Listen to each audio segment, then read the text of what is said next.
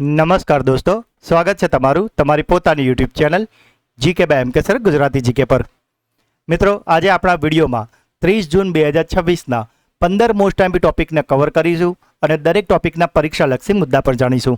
તો પૂરો વિડીયો બહુ ધ્યાનથી જોજો. લાસ્ટમાં તમારી ટેસ્ટ હશે જેના જવાબ તમારે કોમેન્ટમાં લખવાના છે. સાથે મિત્રો, આ ગુજરાતની એકમાત્ર ચેનલ છે કે જ્યાં દરરોજ સવારે 8 વાગે 20 મિનિટ જેટલા નાનકડા વિડીયોમાં તમને રોજના 15 મોસ્ટ આઈએમપી ટોપિક ડિટેલમાં કવર કરવામાં આવે છે અને સાથે જ આપણે ડેઇલી, વીકલી અને મંથલી રિવિઝન પર કરાવીએ છીએ. તો જો તમે આપણી ચેનલના વિડીયોને દરરોજ ફોલો કરતા થઈ જશો તો તમે કોઈ પણ કોમ્પિટિટિવ એક્ઝામની તૈયારી કરો છો તેમાં કરંટ અફેર્સ બાબતે તમારે એક પણ માર્ક્સ નહીં કપાય અને કરંટ અફેર્સ માટે તમારે બીજું કશું જ જોવું નહીં પડે મિત્રો. તો મિત્રો, જો હજુ સુધી ચેનલને સબસ્ક્રાઇબ ના કરી હોય તો પ્લીઝ જલ્દીથી કરી લેજો. તો ચલો વિડીયો સ્ટાર્ટ કરીએ.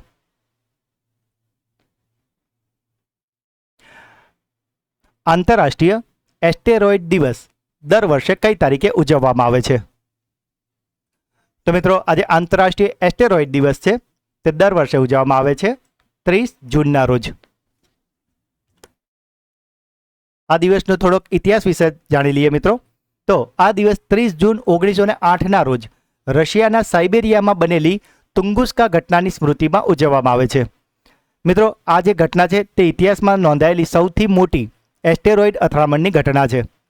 મિત્રો, આ ઘટનામાં એવું થયું હતું કે અવકાશમાંથી આવેલો એક વિશાળ એસ્ટેરોઇડ કે જે આશરે 50 થી 60 મીટર પહોળો હતો તે પૃથ્વીની સપાટી પર અથડાયા વગર જમીનથી 5 થી 10 કિલોમીટર ઉપર હવામાં જ એક પ્રચંડ ધડાકા સાથે ફાટ્યો હતો.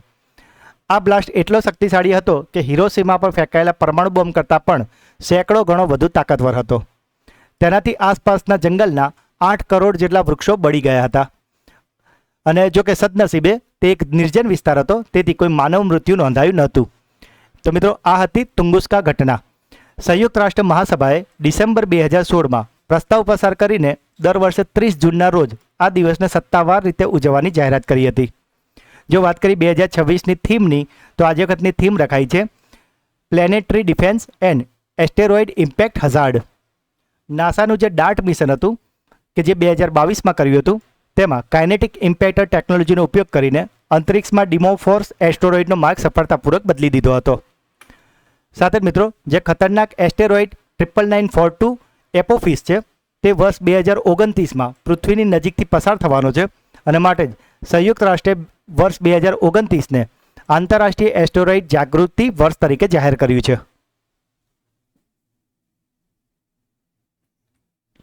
વડાપ્રધાન નરેન્દ્ર મોદીને કયા દેશનું સર્વોચ્ચ નાગરિક સન્માન ગાર્ડિયન ઓફ ધ બ્લુ હોરાઇઝનથી સન્માનિત કરવામાં આવ્યા છે? તો મિત્રો, આ જે સન્માન છે Guardian of the blue Horizon તે વડાપ્રધાન નરેન્દ્ર મોદીને આપ્યું છે સેશેલ્સ નામના દેશે. ઇતિહાસમાં પ્રથમ વખત સેશેલ્સ દ્વારા કોઈ વ્યક્તિને આ વિશિષ્ટ રાષ્ટ્રીય સન્માન આપવામાં આવ્યું છે.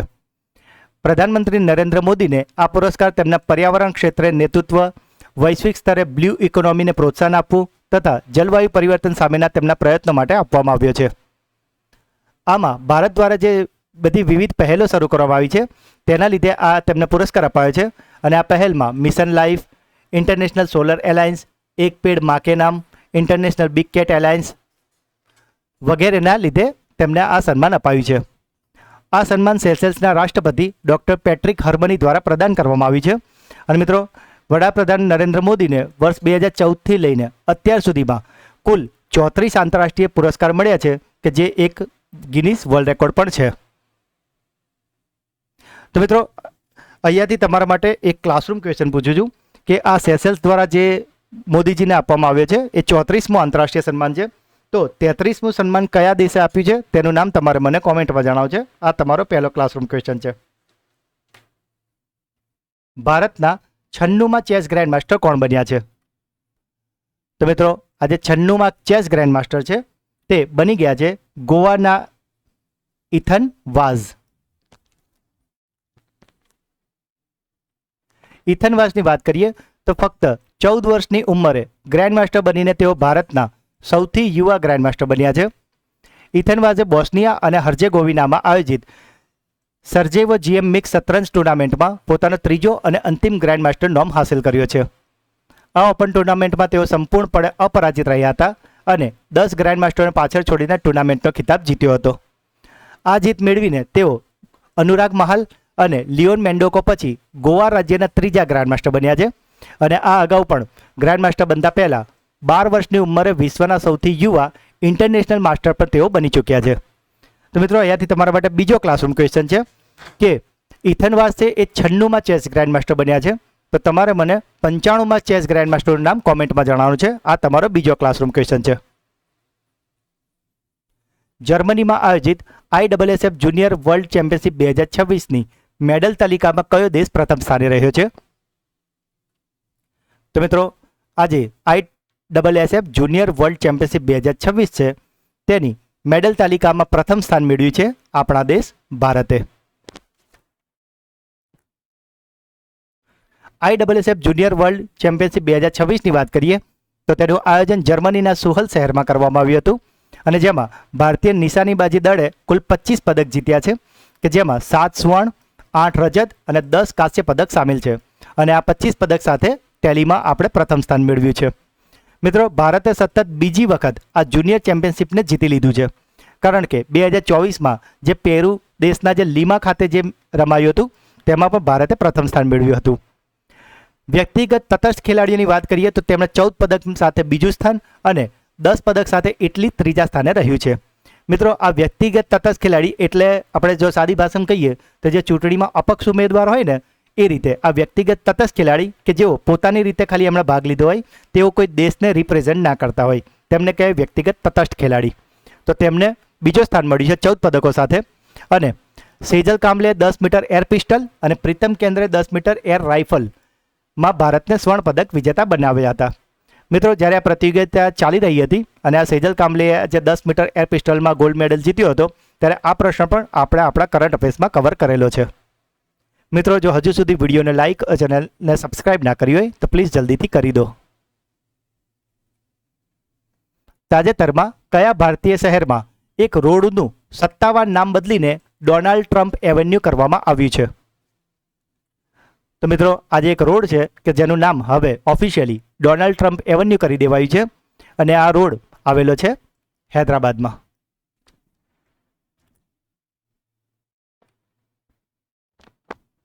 ભારતે કયા દેશના નાગરિકો માટે ટુરિસ્ટ વિઝા સેવાઓને ફરી શરૂ કરી છે?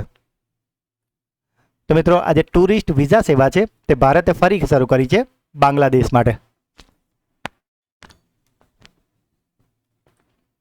28 જૂન 2026થી બાંગ્લાદેશના નાગરિકો માટે નિયમિત પ્રવાસી એટલે કે ટુરિસ્ટ વિઝા માટેની અરજીઓ ફરીથી સ્વીકારવાનું શરૂ કરવામાં આવ્યું છે. બાંગ્લાદેશમાં ભારતના નવા નિયુક્ત ઉચ્ચાયુક્ત દિનેશ ત્રિવેદીએ ઢાકા ખાતે આ અંગે સત્તાવાર જાહેરાત કરી હતી. શરૂઆતમાં આ જે સુવિધા છે એ બાંગ્લાદેશના 5 શહેરો એટલે કે ઢાકા, રાજશાહી, ચિટાગાંગ, સિલહટ અને ખુલના ખાતે આવેલા ભારતીય વિઝા અરજી કેન્દ્રોમાં ઉપલબ્ધ કરવામાં આવે છે. ઓગસ્ટ 2024માં મિત્રો બાંગ્લાદેશમાં જે રાજકીય સત્તાપલટ થયું હતું અને સાથે જ ભારતીય કેન્દ્રો પર થયેલા હુમલા બાદ સુરક્ષાને ધ્યાનમાં રાખીને આજે ટુરિસ્ટ વિઝા હતા એ ભારતે બંધ કરી દીધા હતા, જેને હવે અત્યારે ફરીથી 28 જૂન 2026થી ચાલુ કરવામાં આવ્યા છે. જો કે મિત્રો આજે વિઝા બંધ કર્યા હતા એ દરમિયાન પણ જે મેડિકલ વિઝા હતા તેને આપણે ચાલુ રાખ્યા હતા. કર્ણાટકમાં તુંગભદ્રા નદી પર કઈ નવી સિંચાઈ યોજના બનાવવામાં આવી છે? તો મિત્રો આ ખૂબ જ મહત્વની એક સિંચાઈ યોજના તુંગભદ્રા નદી પર બનાવવામાં આવી છે કે જે કર્ણાટકમાં આવેલું છે. અને મિત્રો આ યોજનાનું નામ છે રાજુ લિંબાળા ડાયવર્ઝન યોજના. મિત્રો જો હજુ સુધી વિડીયોને લાઇક અને ચેનલને સબસ્ક્રાઇબ ના કરી હોય તો પ્લીઝ જલ્દીથી કરી લો. વર્લ્ડ બેન્કે કયા દેશ માટે 1 અબજ 10 કરોડ ડોલરની કટોકટી નાણાકીય સહાયને મંજૂરી આપી છે? તો મિત્રો આજે 1 અબજ 10 કરોડ ડોલરની નાણાકીય સહાય છે તે વર્લ્ડ બેન્કે મંજૂરી આપી છે બાંગ્લાદેશને આપવા માટે. સાથે જ મિત્રો મે મહિનાનું મંથલી કરંટ અફેર્સ કે જેમાં આપણે મે મહિનાના મોસ્ટ MP 200 પ્રશ્નો કરાવ્યા છે. તો મિત્રો જો તમે આ વિડીયો જોઈ લેશો તો મે મહિનાના મંથલી કરંટ અફેર્સ રિગાર્ડિંગ તમારે બીજું કશું જ કોઈ વિડીયો નહીં જોવો પડે કે કોઈ મેગઝીન વાંચવું નહીં પડે, કારણ કે આપણે આમાં એવા જ 200 પ્રશ્નો લીધા છે કે જે તમારી તમામ સ્પર્ધાત્મક પરીક્ષામાં તમને ખૂબ જ ઉપયોગી સાબિત થાય. આ વિડીયોની લિંક તમને આપણા આ જ વિડીયોના ડિસ્ક્રિપ્શનમાં મળી જશે મિત્રો, તો આ વિડીયોને તમે અચૂકથી જોઈ લેજો. અને મિત્રો જો તમારે આવા આગળના કોઈ પણ મંથના વિડીયો જોતા હોય તો દરેક આપણી ચેનલ પર અવેલેબલ છે, જેમાં આપણે દરેક મહિનાના આવા મોસ્ટ આઈએમપી 200 પ્રશ્નો કવર કર્યા છે. મિત્રો આ તમામ 200 પ્રશ્નો એટલા બધા આઈએમપી છે ને કે જે જોયા પછી તમારે એ મંથના કરંટ અફેર્સ બાબતે બીજું કશું જોવાની જરૂર નહીં પડે. મિત્રો આ બધા જ વિડીયોની લિંક પર તમને આપણા આ જ વિડીયોના ડિસ્ક્રિપ્શનમાં પણ મળી જશે. મિત્રો આ મંથલી વિડીયોને તો તમામને તમે અવશ્યથી જોઈ જ લેજો. અમિત શાહજીએ કયા રાજ્યમાં ભારતની પ્રથમ કોઓપરેટિવ આધારિત ભારત ટેક્સી લોન્ચ કરી છે? તો મિત્રો આ જે ભારત ટેક્સી છે તેને અમિત શાહજીએ લોન્ચ કરી છે ગુજરાતમાં.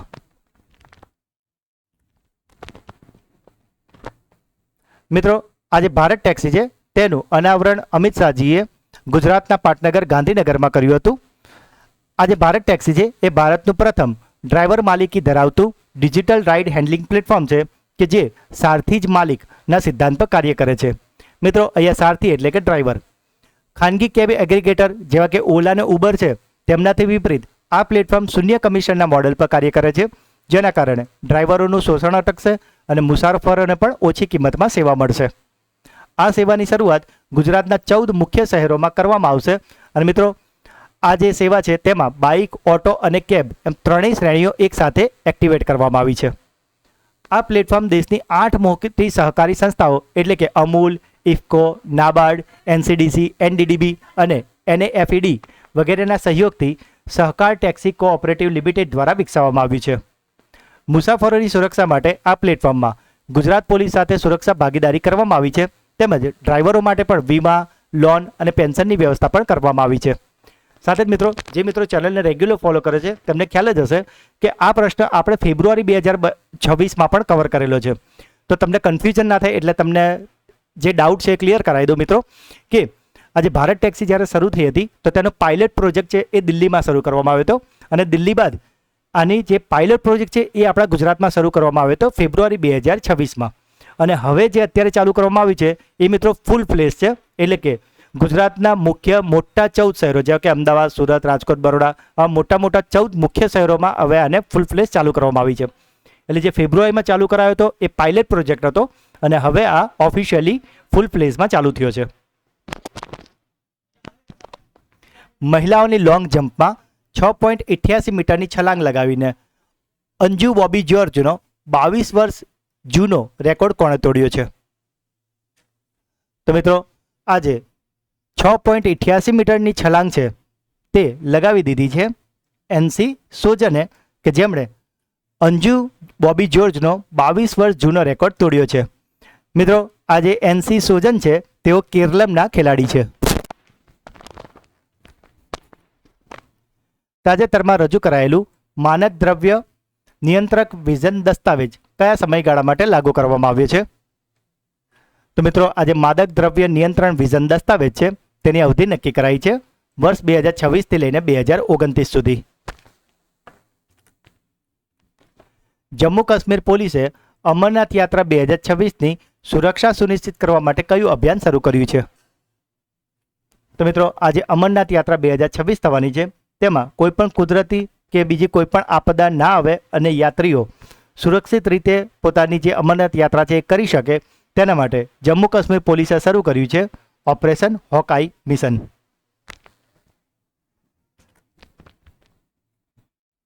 ઇન્ટારો ઓપન 2026 પુરુષ સિંગલ્સનો ખિતાબ કયા ભારતીય ટેનિસ ખેલાડીએ જીત્યો છે? તો મિત્રો આજે ભારતીય ટેનિસ ખેલાડી છે કે જેમણે ઇન્ટારો ઓપન 2026માં પુરુષ સિંગલ્સનો ખિતાબ જીતી લીધું છે, તેઓ છે સુમિત નાગલ. સાથે જ મિત્રો 10 વર્ષે થતી મહત્વની વહીવટી પ્રક્રિયા એટલે કે વસ્તી ગણતરી કે જે 2026 અને 27માં 2 તબક્કામાં થવાની છે, અને માટે જ આવનારી તમામ પરીક્ષામાં વસ્તી ગણતરીમાંથી તમને 2-3 પ્રશ્નો તો 100% પૂછાવાના જ છે. અને માટે જ આ વસ્તી ગણતરીના મોસ્ટ આઈએમપી 50 પ્રશ્નોનો વિડીયો આપણી ચેનલ પર અવેલેબલ છે. મિત્રો આ 20 મિનિટ જેટલો નાનકડો વિડીયો તમે જોઈ લેશો એટલે વસ્તી ગણતરીમાંથી તમારો એક પણ માર્ક્સ નહીં કપાય, અને એ સિવાય પણ આ વિડીયોમાં તમને વસ્તી ગણતરી લઈને ઘણું બધું નવું જાણવા પણ મળવાનું છે. તો મિત્રો હજુ સુધી આ વિડીયો જોવાનો બાકી હોય તો આને જરૂરથી જોઈ લેજો, અને લિંક તમને આપણા આ જ વિડીયોના ડિસ્ક્રિપ્શનમાં પણ મળી જશે. કયા રાજ્યના જીઆઈ ટેગ મેળવેલા રીવા સુંદરજા કેરીની પ્રથમ વ્યાપારી નિકાસ યુએઈમાં કરવામાં આવી છે? તો મિત્રો હાલમાં જ આપણે આજે યુનાઇટેડ આરબ અમીરાત છે ત્યાં આપણું એક જીઆઈ ટેગ મેળવેલી રીવા સુંદરજા કેરી નિકાસ કરી છે અને આ રીવા સુંદરજા કેરી છે મધ્યપ્રદેશની. Sports journalist federation of India કે જેને ટૂંકમાં આપણે કહીએ છીએ SJFI, તેમાં ગોલ્ડ મેડલથી કયા ખેલાડીને સન્માનિત કરવામાં આવ્યા છે? તો મિત્રો આજે SJFI છે એટલે કે sports journalist federation of India, તેમાં ગોલ્ડ મેડલથી સન્માનિત થયા છે પ્રસિદ્ધ ચેસ પ્લેયર વિશ્વનાથ આનંદ. તો મિત્રો આ હતા આજના 15 પ્રશ્નો. હવે સમય છે તમારો સુપર ફાસ્ટ ફ્લેશ રિવિઝનનો કે જેમાં ગઈકાલના જે 15 પ્રશ્નો છે તેનું ફટાફટથી ફ્લેશ રિવિઝન કરી લઈએ. તો ગઈકાલનો પહેલો પ્રશ્ન હતો, ભારતમાં દર વર્ષે રાષ્ટ્રીય આંકડાશાસ્ત્ર દિવસ કઈ તારીખે ઉજવવામાં આવે છે? તો મિત્રો આ રાષ્ટ્રીય આંકડાશાસ્ત્ર દિવસ ઉજવવા છે 29 જૂનના રોજ. મિત્રો અહીંયાથી તમારા માટે ત્રીજો ક્લાસરૂમ ક્વેશ્ચન છે કે આજે રાષ્ટ્રીય આંકડાશાસ્ત્ર દિવસ છે તે કોની જન્મ જયંતિના ઉપલક્ષમાં મનાવવામાં આવે છે? ગઈકાલના વિડીયોમાં આપણે આ બધું જ ડિટેલમાં તમને જણાવેલું છે, તો તમારે એ મહાનુભાવનું નામ મને કોમેન્ટમાં જણાવવું છે. આ તમારો આજનો ત્રીજો ક્લાસરૂમ ક્વેશ્ચન છે. ફરીથી તમને આગળના 2 ક્લાસરૂમ ક્વેશ્ચન યાદ કરાવી દઉં. એક તમારે 96મો ચેસ ગ્રેન્ડ માસ્ટર કોણ બન્યા છે તે મને જણાવવાનું છે. બીજું, નરેન્દ્ર મોદીજીને જે 34મું સન્માન આજે મળ્યું છે તો તમારે મને 33મું સન્માન કયા દેશે આપ્યું છે તે તમારો ક્લાસરૂમ ક્વેશ્ચન છે. અને ત્રીજો ક્લાસરૂમ ક્વેશ્ચન છે કે આ રાષ્ટ્રીય આંકડાશાસ્ત્ર દિવસે કોની જન્મ જયંતિ હોય છે જેમના માનમાં આ દિવસ ઉજવવામાં આવે છે? વેનેઝુએલામાં આવેલા સતત ભૂકંપ બાદ ભારતે રાહત અને માનવતાવાદી સહાય મોકલવા માટે કયું ઓપરેશન શરૂ કર્યું છે? તો મિત્રો આ ઓપરેશનનું નામ છે ઓપરેશન અમસ્તાદ. કેનેડામાં ઇન્ટરનેશનલ પેમેન્ટનું લાયસન્સ મેળવનારી ભારતની પ્રથમ ક્રોસ બોર્ડર પેમેન્ટ કંપની કઈ બની છે? તો મિત્રો આ કંપની બની છે સ્કાયડો. ઇન્ટેલિજન્સ બ્યુરોના નવા ડિરેક્ટર તરીકે કોની નિમણૂક કરવામાં આવી છે? તો મિત્રો આઈબીના નવા ડિરેક્ટર બન્યા છે મહેશ દીક્ષિત. NCERTએ તેના કયા ધોરણના પુસ્તકમાં અન્ડરસ્ટેન્ડિંગ ઇન્ડિયન સોસાયટી એન્ડ બિયોન્ડમાં વર્ષ 1975ની કટોકટીના પ્રકરણનો સમાવેશ કર્યો છે? તો મિત્રો આ પ્રકરણનો સમાવેશ કર્યો છે ધોરણ 9ના પુસ્તકોમાં. 16મી સદીના વિજયનગર સામ્રાજ્યના 3 શિલાલેખો તાજેતરમાં કયા રાજ્યના શેષાચલમ જંગલમાંથી મળી આવ્યા છે? તો મિત્રો આ 3 શિલાલેખ મળ્યા છે આંધ્રપ્રદેશમાંથી. વિશ્વના સર્વશ્રેષ્ઠ સ્કૂલ પુરસ્કાર 2026 માટે ભારતની કેટલી શાળાઓને શોર્ટલિસ્ટ કરવામાં આવી છે? તો મિત્રો આમાં ભારતની 7 શાળાઓ શોર્ટલિસ્ટ થઈ છે. વાર્ષિક UK ઇન્ડિયા પુરસ્કાર 2026માં વિશેષ સન્માનથી કોને નવાજવામાં આવ્યા છે? તો મિત્રો આ સન્માન અપાયું છે પિયુષ ગોયલને. એરપોર્ટ પર ઇબોલા રોગની દેખરેખ માટે કયું પોર્ટલ લોન્ચ કરવામાં આવ્યું છે? તો મિત્રો આ જે પોર્ટલ છે તેનું નામ રખાયું છે એર સુવિધા 2.0 પોર્ટલ. તાજેતરમાં ઇથોપિયાના વડાપ્રધાન તરીકે કોની પુનઃ નિમણૂક કરવામાં આવી છે? તો મિત્રો આ ફરીથી નિમણૂક કરાય છે અબી અહમદ. સંસ્કૃતિ રત્ન ભંડાર ભવાયા ઇતિવૃત્ત નામનું પુસ્તક કોના દ્વારા લખવામાં આવ્યું છે? તો મિત્રો આ પુસ્તકને લખ્યું છે ડૉક્ટર જયંત કુમાર રોય અને સંગીતા રોય અને આનું અનાવરણ કર્યું છે આપણા ઉપરાષ્ટ્રપતિ CP રાધાકૃષ્ણનજીએ. તાજેતરમાં બેલેસ્ટા સ્પાઈડર નામની કરોડિયાની નવી પ્રજાતિ ક્યાં મળી આવી છે? તો મિત્રો આ પ્રજાતિ મળી છે ઓસ્ટ્રેલિયામાંથી. કયું રાજ્ય કૃષિ વિભાગે નવી દિલ્હીમાં અનાનસ ઉત્સવ 2026નું આયોજન કર્યું હતું? તો મિત્રો આજે પાઇનેપલ ફેસ્ટિવલ 2026નું નવી દિલ્હીમાં આયોજન છે તે કર્યું હતું ત્રિપુરાના કૃષિ વિભાગે.